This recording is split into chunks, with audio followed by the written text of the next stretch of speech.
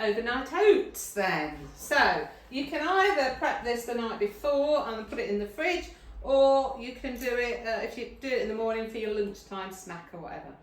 Obviously you're going to need oats, so we'll put a few in your, so you can either use a glass as we're doing here, or if you've got an old jam jar, they're equally as good, especially if you want to take it to work or on a picnic, because then you've got your lid.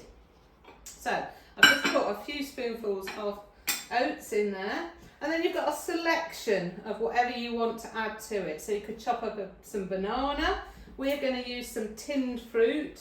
You've got golden syrup, or your biscotti, or your nut butters, any of those. Traditionally you would add in milk or some yogurt, because we've still got some yogurt, but I'm actually going to use the juice from my mandarins.